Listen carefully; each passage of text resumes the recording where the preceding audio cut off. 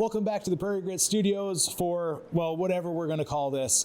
This is episode number 2. In the past, we've made videos telling you what we do, and now we're trying to tell you who we are. My name is Aaron, this is DJ, and today we are with Christy Coughlin. Yeah. Hello. Hi, Christy. Hi. So I wasn't able to be with Christy on pretty much any of her hunts this year, and this is going to be a fantastic opportunity for her to tell me the story, and I guess while we're doing it, you get to hear it as well. So I'm going to give it up to you guys. Well, every one of our hunters at Prairie Grit has some form of disability. Those are things we have to work through in the field, learn how to work with those hunters. Christy, do you want to tell us what your disability is? My disability is that I'm hard of hearing, which I have a cochlear implant, so without it, I can't hear it. And then my other disability is that I have a learning disability. Nothing can stop me, but... No, that's true. Nothing can stop this lady. The hearing disability gets to be a challenge. Yeah. Because a lot of times when you're in a blind in the field, we're whispering back and forth, trying to communicate. Christy can read lips great, but in order to communicate with her in the blind, we have to look at each other, which means you're looking away from whatever you're hunting. Creates a whole new level of challenge, but we've got it and it's work. Yeah. Do you want to tell us what was your experience of hunting before you started with Prairie Grit? Okay, when I first started hunting, I think it was you two guys the first day, wasn't it? Yeah, we were out of town, whatever.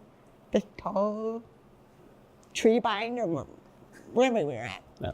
There was a bunch of deers there, and I kept looking around, and someone said, "Don't move around." I'm like, oops. Because I was just excited. I thought maybe I'll get a deer. I had no luck. Well, leading up to that, had you ever shot crossbow or firearms or anything before? My first experience, I never tried any legal weapons or nothing. So my first experience was try to use a crossbow because I like it, because it's lighter and it's not powerful. It's not intimidating. What? It's not intimidating. Right. So when I first went out for the second or third time to get a deer, I think it was just me and DJ. Yeah, because Aaron could make it or somebody else could make it or something. So I think where was this at? It was out in Logan. Down in Logan. Yep. It was in Logan. It was cold. Yeah, well, I had no luck because we were just going to close everything up because it was getting dark out. But all of a sudden, there's this one deer that came, and I was like, maybe, DJ, let's get this one. Okay. So I was getting ready to shoot, but once I moved it, the deer heard it, and I'm like, crap, I heard it click. But it went right in the neck. I thought DJ did not kill it. But we were waiting for a while. And then we found him. DJ thinks I didn't get it, but because it shot in the wrong neck. I'm like, let's just go find it. So I followed DJ where the blood is. And then it was maybe a half a mile, maybe, by the railroad tracks or something. And I saw the light arrow. I'm like, DJ, there it is. He's like, shh, we have to be quiet. Make sure he's dead. I'm like, the arrow was right there, but I couldn't find the deer. DJ pointed to me, deer. I'm like, go see if it's dead. I'm tapping him.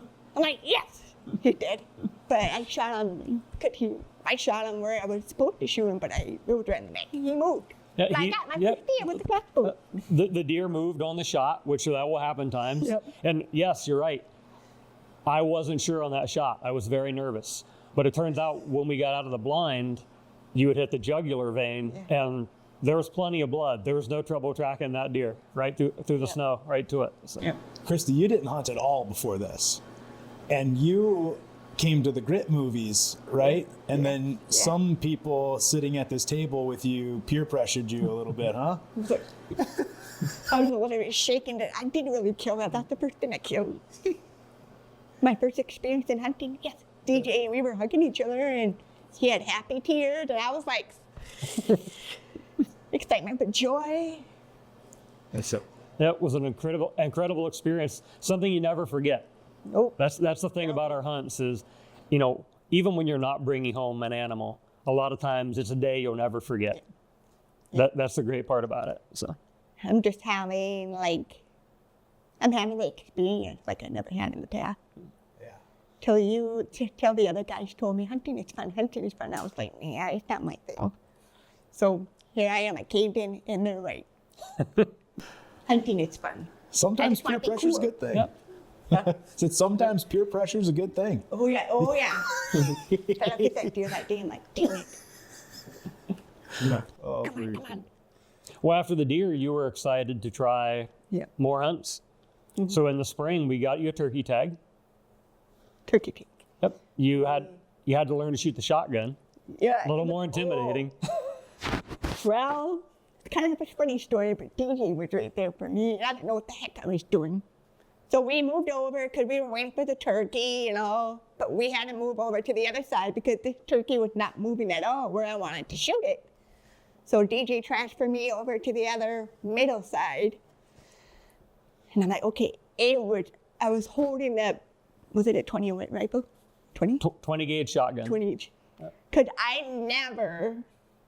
have tried practice with the shotgun in a proper way, but when it comes to real thing, you're going to get the turkey. Perfect aim, I shot it, but I fell off the bucket, I think, and lost the pistol. And DJ, I'm like, ooh. It So I had a was- big bruise right down my throat. It was a bit of a show because we were set up for the turkeys to come in ahead of us, and they came to the left side. And we keep waiting for them to get where we want them to be, and those turkeys wouldn't come in. So finally, I'm like, we're going to have to change windows. So, and we got 2 turkeys 15, 16 yards away in full strut.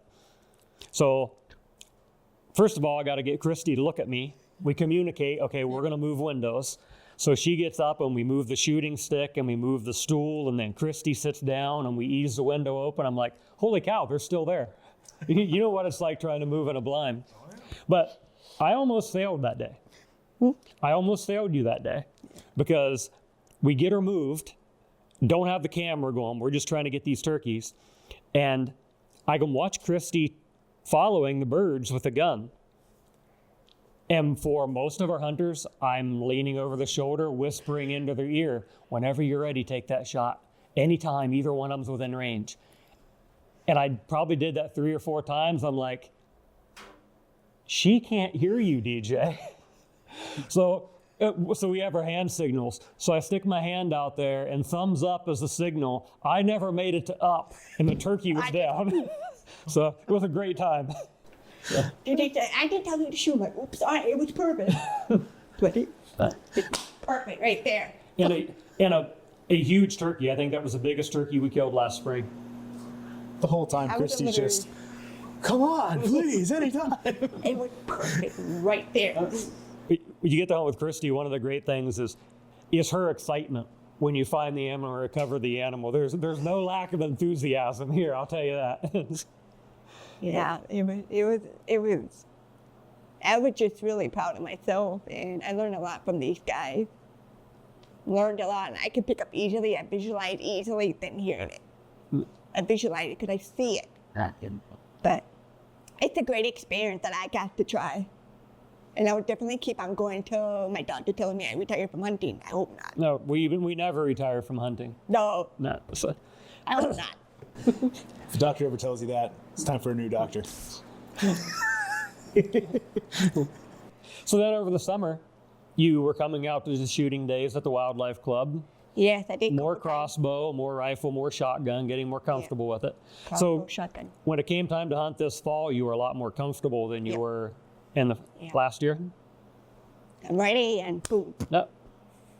So your first successful hunt this fall was on your buck. Yeah.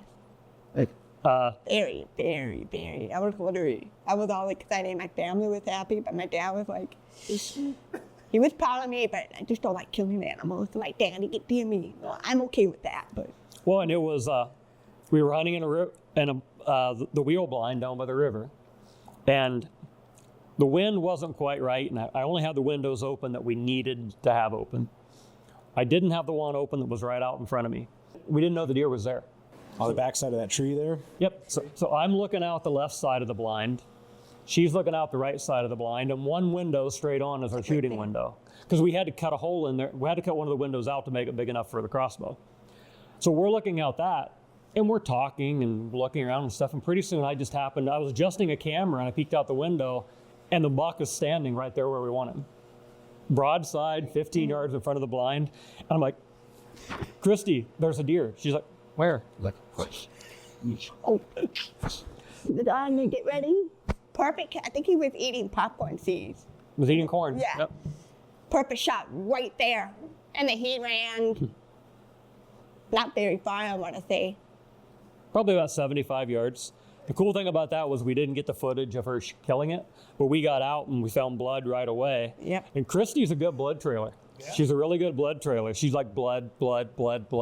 So I just turned the camera on and followed her through the woods, and she was able to track and find her own deer.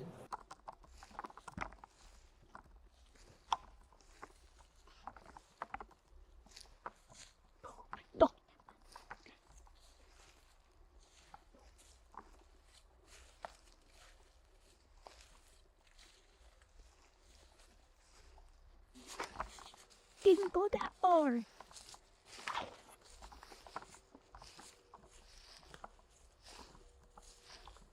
She's laying on the arrow on the other side. Push to him.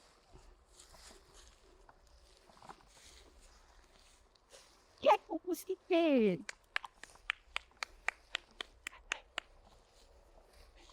It was awesome. It wasn't dark time though. It was perfect. Perfect. Right there. Shoot. Ah, that was a big one. Yeah. I shot him on the side or something right there. Yep, perfect Better shot. than the neck. That's right where you're supposed to. Yeah, he only went 75 yards. That's exactly what you want. Couple broken antlers, but they must have gotten to a fight. Yeah, But that's okay. I'll take it. He had been a fighter. There was no doubt about that. So, I don't know if he won any of the fights. He was kind of beat up. Yeah, I know. That's okay. It was a big deer. So Very cool. It was good. I'm gonna continue as long as I can, as long as you guys want to hear for us. But your year wasn't done with the deer. What's that? Your season wasn't done with that deer. No. Because you had another deer tag Yeah. and a turkey no tag. luck. Then I had a turkey. So we were trying to fill a doe tag. Yep. And it was buck after buck Yep. after buck.